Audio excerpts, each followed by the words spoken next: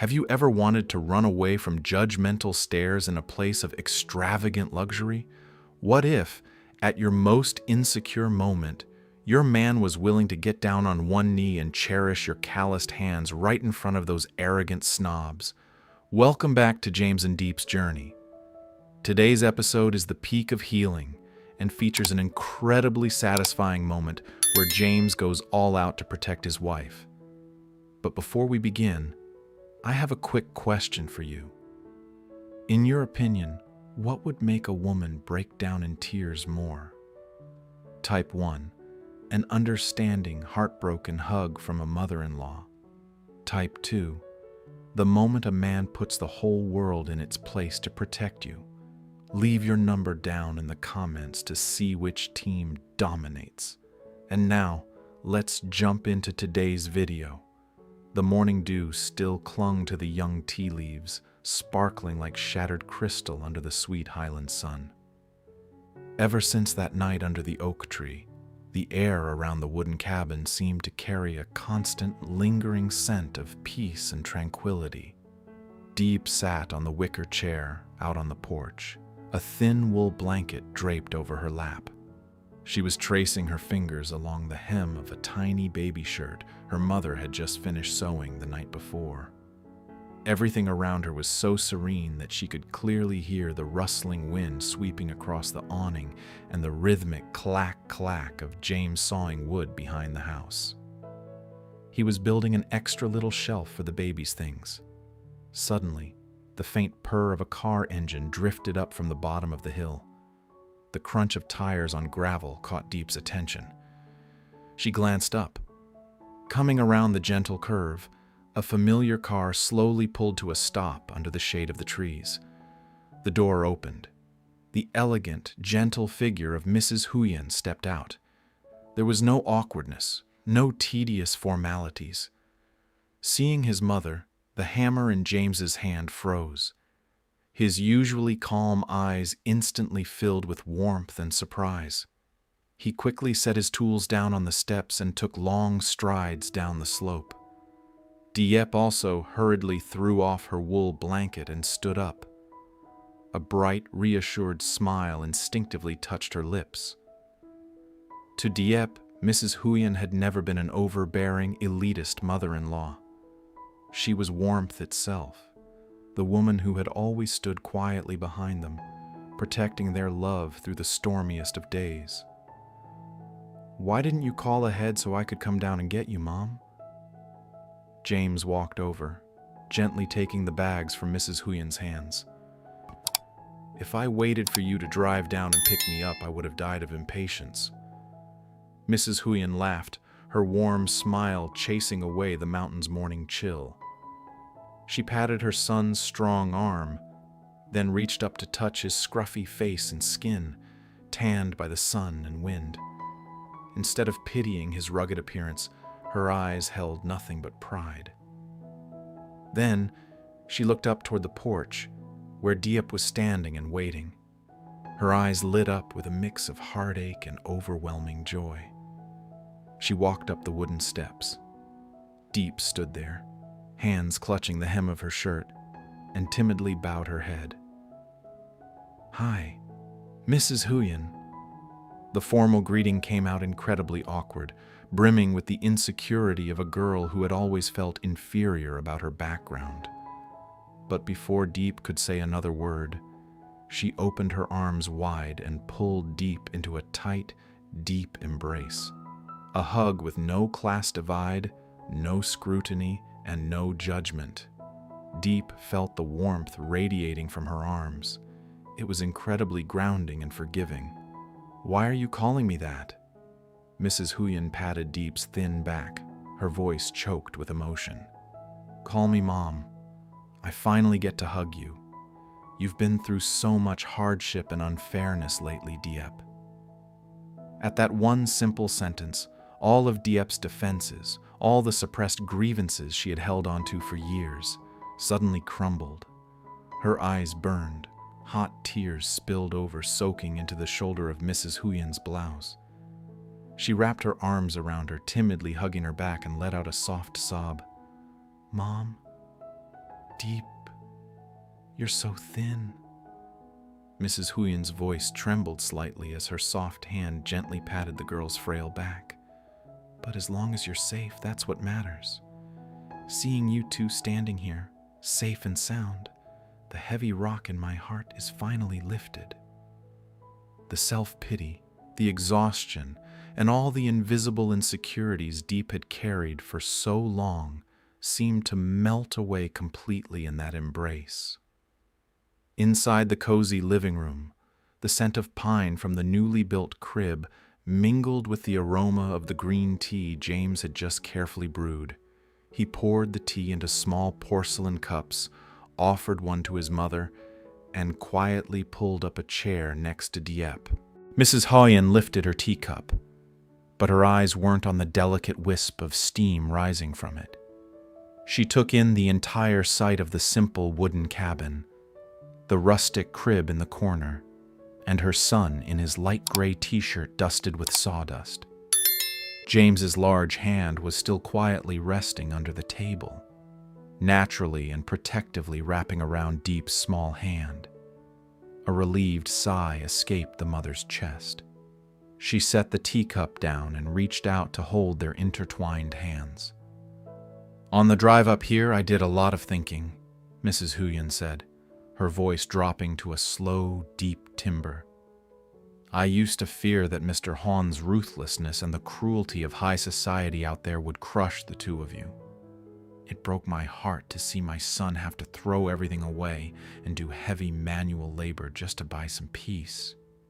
She paused for a moment, her thumb gently tracing the faint scratches on the back of James's hand, before moving over to caress Diep's still pale skin. But today, walking into this house, seeing the way James builds a fire, seeing the wooden crib you made with your own hands, I know my worrying was for nothing. Mrs. Huyen's eyes welled with tears, but the smile on her lips was radiant and boundlessly content. She turned to look straight into Diep's clear, hesitant eyes. Her gaze held no class barriers, only genuine, heartfelt respect. People often say a woman marrying into a wealthy family is like a mouse falling into a rice jar, but I know that for you, it was a nightmare. You had to endure insults. You had to run away in pain and humiliation. And yet, you still stayed strong. You still used your simple, pure heart to forgive the darkest corners of this family. Diep bit her lip softly, tears pooling in her eyes. She shook her head. Please don't say that, Mom. James has always been the one protecting me. If it weren't for him... No, Diep. You don't know how much your presence means, Mrs. Huyen interrupted, her voice choking up. She shifted her gaze to James's chiseled face, the man who used to be a cold, calculating machine in the business world, the man who carried a massive void in his heart from a childhood devoid of love, now exuded a strangely peaceful, soft, and warm aura. For all these years, Mrs. Huyen continued, every word pulled from the depths of her soul. Ever since I helplessly left that cold house, leaving James to be molded by his father's tyranny, I haven't had a single night of peaceful sleep. I tortured myself watching my son grow into a powerful but hollow man, unable to express emotion, without a single genuine joy in his life. A tear rolled down her cheek and fell onto the back of Diep's warm hand. She squeezed Diep's hand tightly, her voice practically shattering the quiet room. Until the day I saw the look in his eyes when he was with you, seeing how he defied everything to protect you, that was when I knew my son was truly alive.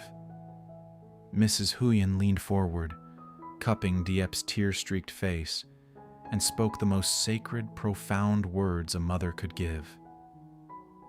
Thank you, Diep. Thank you for giving him a real family, a home that I couldn't give him. And most of all, thank you for bringing back the smile that I hadn't seen on his face since the day I left. Uncontainable tears burst forth. Diep sobbed, resting her head on Mrs. Huyen's thin but sturdy shoulder. Every wound from her terrible past marriage, every insecurity about her poor background, was completely burned away in this exact moment by the warmth of her understanding mother-in-law. She was no longer an outcast being chased away. She was the heart of this family. James sat in silence. His broad shoulders trembled slightly. He reached out, wrapping an arm around his mother, pulling both her and Diep into a tight embrace.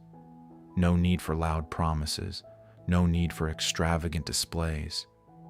In that tiny wooden cabin, mixed with the pure scent of tea and pine resin, 3 people carrying deep-seated wounds were leaning on each other, using the truest love to heal one another. The sun outside had climbed higher, streaming through the window and casting a golden ray of light onto the small wooden crib. A new chapter of life had finally, truly begun, peaceful and full of love. Mrs. Huyen's visit was like a summer rain, washing away the last remnants of anxiety on the tea hill. But that perfect tranquility couldn't anchor them there forever. The wedding day was approaching. 3 days later, they had to temporarily leave the wooden porch and the scent of pine resin to return to the city to prepare for the wedding ceremonies. The smooth hum of tires on asphalt marked the moment the misty hill officially faded into the rearview mirror. The lush green scenery on both sides of the road was gradually replaced by gray concrete blocks, billboards, and the rushed, suffocating pace of city life. Diep sat in the passenger seat, her hands unconsciously woven tightly together on her lap. Even though an engagement ring already sparkled on her ring finger, even though she had her mother-in-law's accepting embrace, the suffocating feeling of stepping back into James's original world still crept under her skin like a cold mist. The car turned off the noisy avenue, gliding into a small street shaded by ancient oak trees. As if reading the tension stiffening Diep's shoulders, James downshifted. His rough hand reached over, completely enveloping Diep's cold, sweaty hands, giving them a gentle squeeze. A steady pulse transferred through their skin. "It's just a small formality," he said in a warm, deep voice, keeping his eyes on the road. "Once it's done, we're heading straight home." The car slowly pulled to a stop in front of a colonial-style building with no flashy signage. This was the territory of old money, a bespoke tailoring shop named Maison de Rêve. Diep stepped out of the car, instinctively pulling the flaps of her thin cardigan close together as a way to comfort herself. She looked up at the pitch-black oak door, her chest tightening slightly. James walked around the front of the car, pressing his rough hand against her lower back, transmitting a wave of solid warmth. He gave a slight nod. She took a breath and followed him across the threshold. The scent of cedar wood mixed with warm, complex perfume hit her senses. The space inside was so quiet that Diep could clearly hear the heels of her own shoes sinking into the burgundy velvet carpet. Crystal chandeliers cast a pale, soft, golden light that was somehow still bright enough to expose every flaw.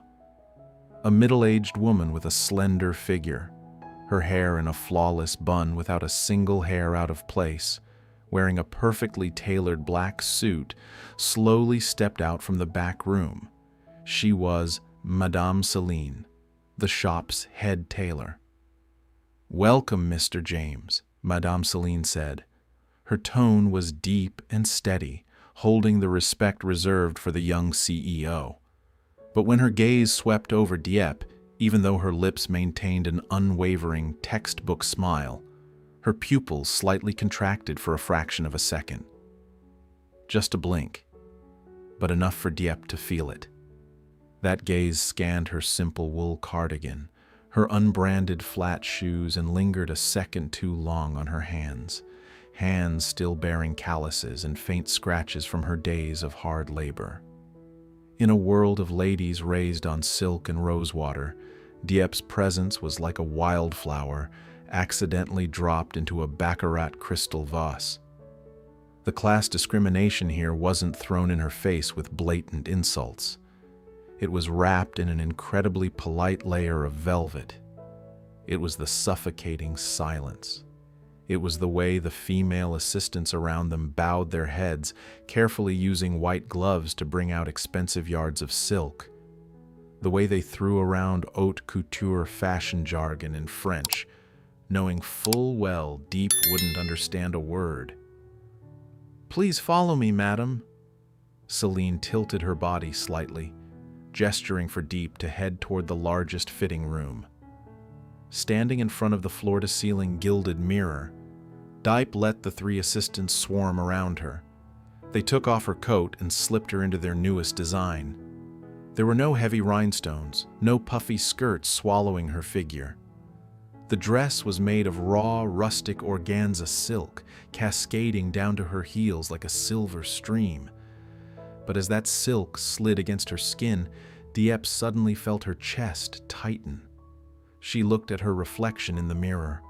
Her tanned skin, her shoulders slightly hunched from feeling out of place, seemed to completely clash with this exorbitant silk.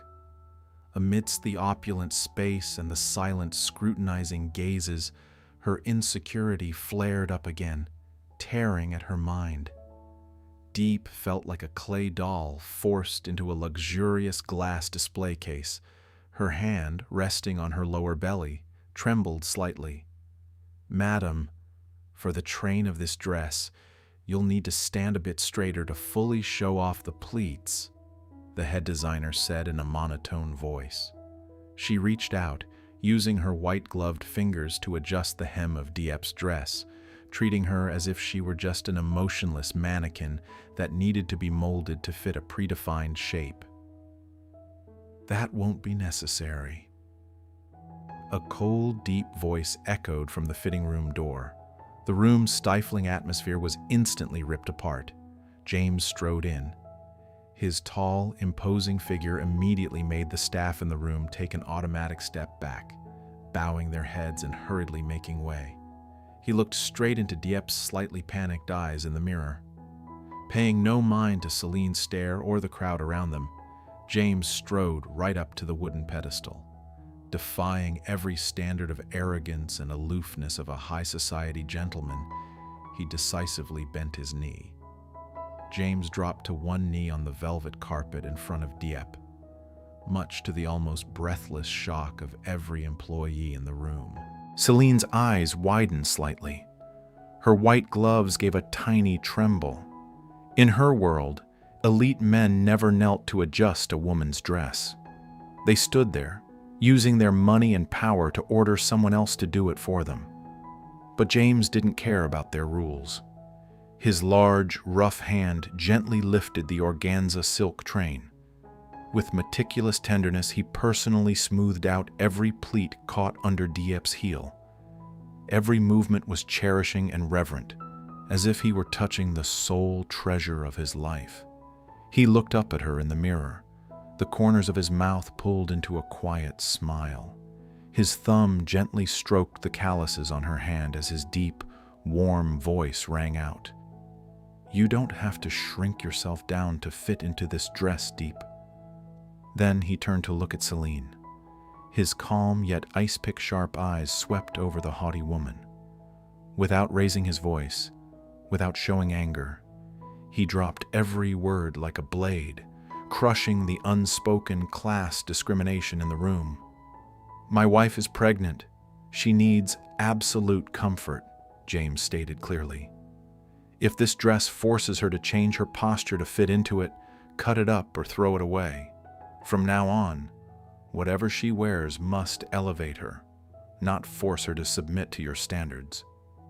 Dead silence filled the room. Celine bowed slightly, awkwardly stepping back. Yes, sir. We apologize. We will fix it immediately." The haughty, scrutinizing attitude from moments ago was completely stripped away, replaced by genuine awe and respect for the woman standing in front of the mirror. Looking at the solid back of the man shielding her from an entire world of luxury, Diep took a deep breath. Her chest felt incredibly light. All her grievances, all her insecurities about her status and background were finally shattered by his absolute devotion. The white silk hugged Diep's lower abdomen, where a tiny heartbeat was slowly taking shape. Class discrimination might still exist out there, behind those pitch-black oak doors. But in James's world, she was the one and only queen. That was so satisfying to watch, wasn't it, guys? The moment James tossed aside all high society standards and said, "My wife needs absolute comfort," is definitely one of the most beautiful scenes in this series. True love will turn a woman's scratches and calluses into her proudest crown. So, do you have your answer yet? Did you comment a 1 or a 2 at the start of the video? Scroll down to the comments right now to see how many people felt the exact same way you did today. And guys, the wedding day is fast approaching. The storms seem to have faded, but there's still one person who hasn't officially spoken up. Chairman Hoan, the man of steel who ruthlessly kicked Diep out of the house, will be showing up at his son's wedding. Will his appearance bring one final storm, or will an old father's silence finally have to surrender to the great love of his children? Don't forget to hit subscribe and turn on the notification bell so you can always follow along with James and Diep, everyone. Thanks for listening. Wishing you all a peaceful day, and see you next time.